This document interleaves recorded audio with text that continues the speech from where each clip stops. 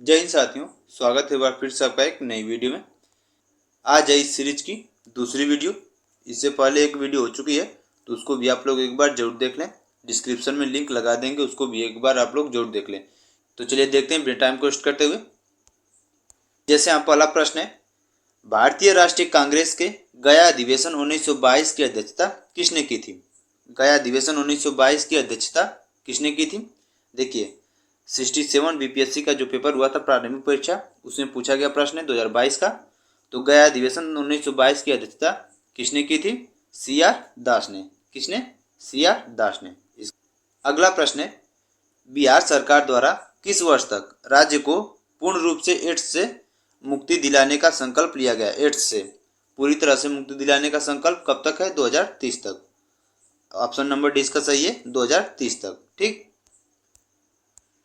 अगला प्रश्न है, वर्तमान में पटना उच्च न्यायालय के मुख्य न्यायाधीश कौन है? देखिए पूछा गया कि वर्तमान में पटना उच्च न्यायालय के मुख्य न्यायाधीश कौन है? तो इस समय तो वर्तमान में अंजनी कुमार शरण जी हैं, अंजनी कुमार शरण। और देखिए ये भी सेवानिवृत्त होने वाले हैं 9 अप्रैल 2025 को। 9 अप्रैल 2025 को हो जाएंगे ये भी सेवानिवृत्त। उसके बाद आप लोग देख लीजिएगा कि कौन नए आने वाले हैं। ठीक। तो आप लोग पेपर से पहले जो भी वर्तमान में रहे पटना उच्च न्यायालय के न्यायाधीश, उसको भी एक बार जरूर देख लें। ठीक। अगला प्रश्न है, निम्न में से किस पड़ोसी देश की सीमा बिहार राज्य को स्पर्श करती है? तो सभी को पता है एक ही देश है, नेपाल, जिसकी सीमा बिहार से लगती है। कौन है? नेपाल। अगला प्रश्न है, महाबोधि मंदिर जो कि बोध गया में है को किस वर्ष यूनेस्को की विश्व धरोहर सूची में शामिल किया गया था? तो विश्व धरोहर सूची में कब शामिल किया गया था महाबोधि मंदिर को? 2002 में, सन 2002 में। इसको भी अच्छे से ध्यान रखें, अच्छा प्रश्न है। अगला प्रश्न है, देखिए बीपीएससी का प्रश्न है 2015 का, निम्न में से किस पर्व को बिहार राज्य का अद्वितीय पर्व कहा जाता है? तो किसको कहा जाता है अद्वितीय पर्व? छठ पूजा को। छठ पूजा को। अगला प्रश्न है, जनगणना 2011 के अनुसार बिहार में बाल लिंग अनुपात था।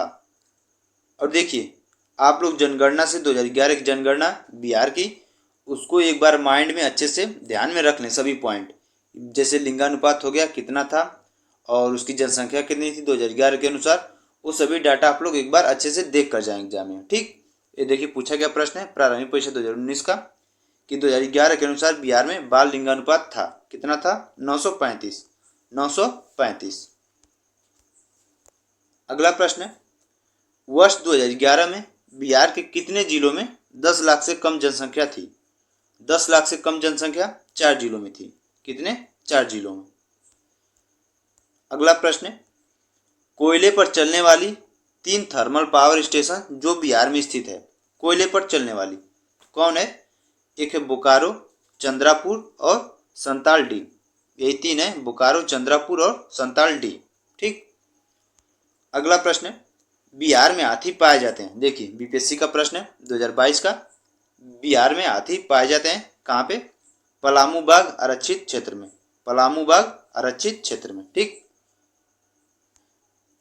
अगला प्रश्न है, देखिए ये भी बीपीएससी का प्रश्न है 2022 का, बिहार के किस जिले में अभ्रक का भंडार है? बिहार के किस जिले में अभ्रक का भंडार है? गया में। कहाँ पर? गया में।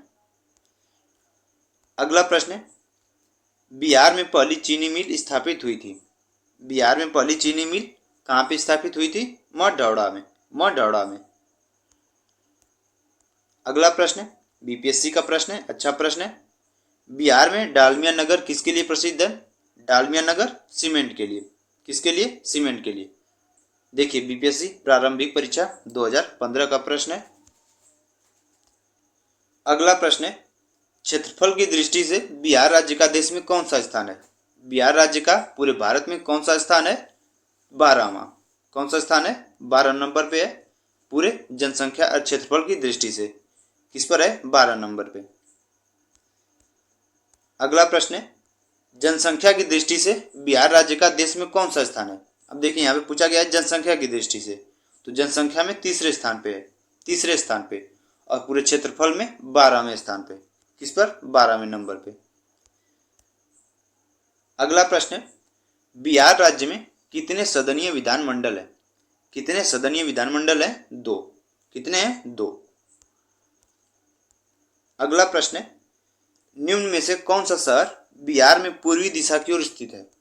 अब देखिए, अगर आप लोग पेपर देने जा रहे हैं तो एक बार बिहार का जो मैप है उसको अच्छे से देख लें माइंड में कि पूर्वी छोर पे कौन सा है और पश्चिमी पे और नीचे दक्षिण और उत्तर, सभी अच्छे से मैप को माइंड में रख लें। ठीक, तो पूछा है कि बिहार में पूर्वी दिशा की ओर कौन सा स्थित है शहर? पूर्णिया। कौन है? पूर्णिया। अगला प्रश्न है, बिहार में रेल का पहिया बनाने का कारखाना कहाँ स्थित है? बिहार में रेल पहिया कारखाना कहाँ स्थित है? छपरा में। कहाँ पे? छपरा में। अगला प्रश्न है, बिहार में रेल कोच फैक्ट्री का केंद्र है।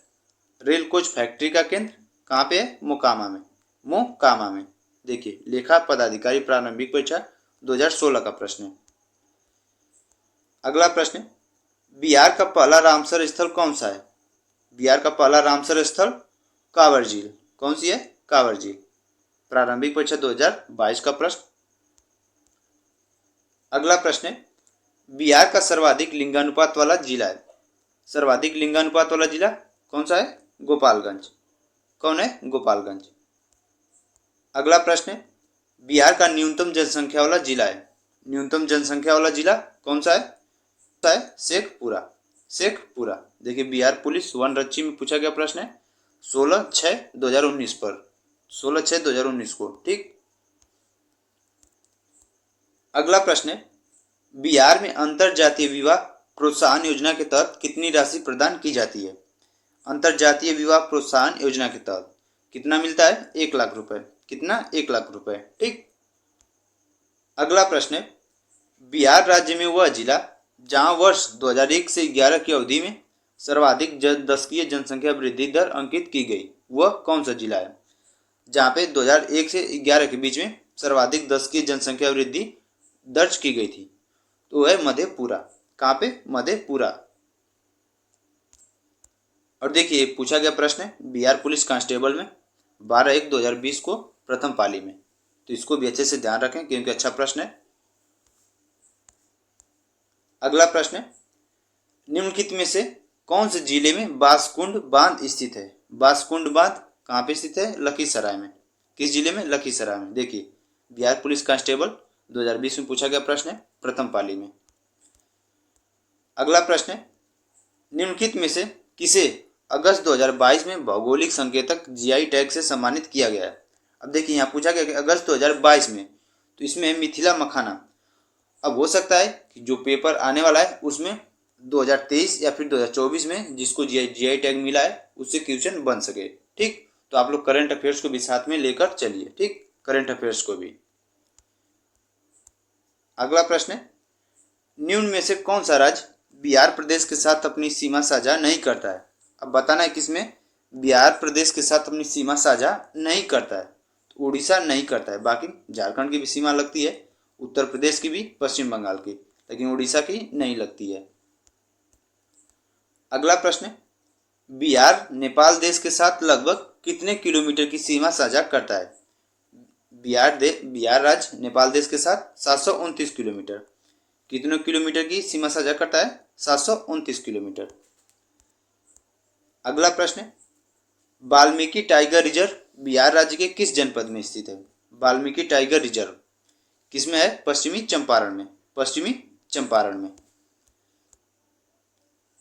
अगला प्रश्न है, बिहार राज्य के 2020 से 21 बजट में जीएसडीपी के प्रतिशत के रूप में राजकोषीय घाटा क्या है? देखिए, यहाँ पूछा गया है कि 2020 से 21, तो आप लोग 23 और 24 का देखकर जाना। 23 और 24 का राजकोषीय घाटा क्या है? तो ये तो पूछा गया 2020 से 21, तो ये है 2.97%। 2.97%। तो आप लोग करंट अफेयर्स को भी साथ में लेकर चलें। देखिए, ये सभी क्वेश्चन इसलिए लाए गए हैं कि इससे आप लोगों का एक माइंड सेट होगा कि ऐसे क्वेश्चन एग्जाम में बन रहे इस पैटर्न पर। ठीक, देखिए, बिहार पुलिस परीक्षा में पूछा गया प्रश्न है। अगला प्रश्न है फिर से बिहार कांस्टेबल का, बिहार राज्य विधानमंडल में प्राक्कलन समिति के सदस्यों का कार्यकाल क्या है? प्राक्कलन समिति के सदस्यों का कार्यकाल क्या है? 2 वर्ष। कितने वर्ष तक रहता है? 2 वर्ष तक। अगला प्रश्न है, बिहार एवं उत्तर प्रदेश राज्यों की सम्मिलित परियोजना है। बिहार एवं उत्तर प्रदेश की सम्मिलित परियोजना गंडक परियोजना है। कौन सी परियोजना? गंडक परियोजना। देखिए बिहार पुलिस परीक्षा में पूछा गया प्रश्न है। अगला प्रश्न है फिर से बिहार कांस्टेबल का, मंदार पर्वत बिहार के किस जिले में स्थित है? मंदार पर्वत बिहार के किस जिले में स्थित है? भागलपुर में। कहाँ पे? भागलपुर में। अगला प्रश्न है बिहार के निम्नलिखित जिले में से कौन सा बिहार के नक्शे पर सर्वाधिक पूर्व में? अब इसमें चारों से बताना है कि बिहार के नक्शे पर सबसे पूर्व में है। ये बिहार का आपका मैप हो गया, जैसे कि एक मान लेते हैं, तो ये पूर्व में सबसे, इसमें जिला कौन सा है? तो इसमें है किशनगंज। कौन है सबसे पूर्व में? किशनगंज। ठीक। अगला प्रश्न है निम्नलिखित स्थानों में से कौन सा स्थान सूफी सर्किट का एक भाग है तथा पटना जिले में स्थित है? कौन सा स्थान जो सूफी सर्किट का एक भाग है और पटना जिले में स्थित है? देखिए बिहार पुलिस परीक्षा में पूछा गया प्रश्न है। तो कौन सा स्थान है? खानका मुने मियाँ। तो इसको भी अच्छे से ध्यान रखें माइंड में। अगला प्रश्न है फिर से बिहार कांस्टेबल का 2020 का प्रथम पाली का प्रश्न है, किस वर्ष में बिहार औद्योगिक क्षेत्र विकास प्राधिकरण अधिनियम पारित हुआ था? बिहार औद्योगिक क्षेत्र विकास प्राधिकरण कब हुआ था? 1974 में। 1974 में। अगला प्रश्न है 1919 से 20 में दरभंगा किसान आंदोलन के प्रमुख नेता कौन थे? दरभंगा किसान आंदोलन के प्रमुख नेता कौन थे? स्वामी विद्यानंद। स्वामी विद्यानंद। अगला प्रश्न है बिहार की किस भाषा को संवैधानिक दर्जा प्राप्त है? संवैधानिक दर्जा किसको प्राप्त है? मैथिली भाषा को। कौन सी भाषा को? मैथिली भाषा को। अगला प्रश्न है समस्तीपुर जिले के किस स्थान पर राजेंद्र कृषि विश्वविद्यालय स्थित है?